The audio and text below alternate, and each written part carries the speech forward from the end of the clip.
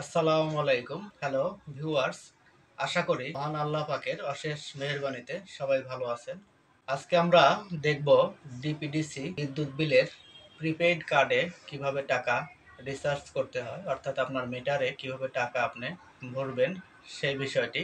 প্রথমে ডিপিডিসি কার্ডে agent point থেকে টাকা রিচার্জ করতে হবে, তারপরে সেই কার্ড আপনি কিভাবে মিটারে পাঞ্চ করবেন সেটা আমাদের ভিডিওর মাধ্যমে দেখব।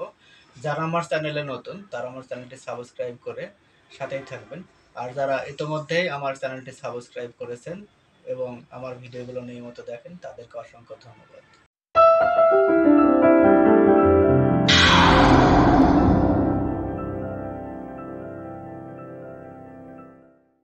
এটা হচ্ছে ডিপিডিসির প্রিপেইড কার্ড বিদ্যুতের।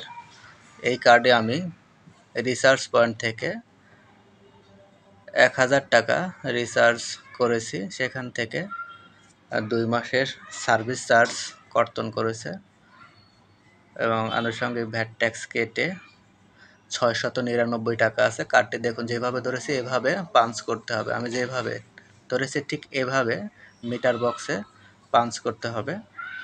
তো এই দেখুন, এটা হচ্ছে আমার মিটার বক্স।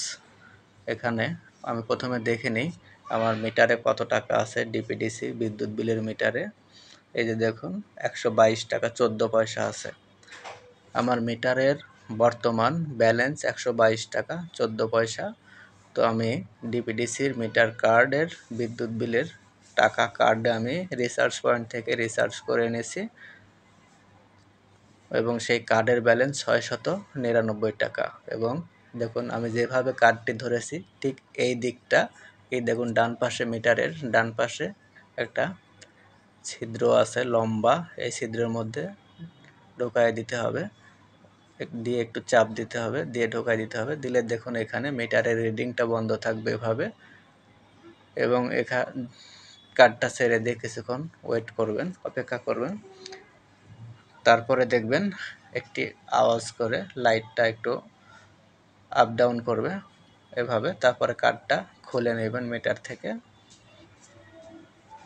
এবং তারপরে দেখবেন মিটারে নতুন ব্যালেন্স চলে এসেছে। দেখুন আমার নতুন ব্যালেন্স মিটারে 821 টাকা 31 পয়সা।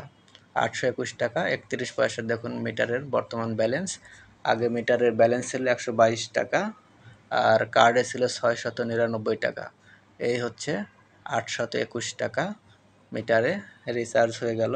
ধন্যবাদ ভিডিওটি ধৈর্য সহকারে দেখার জন্য।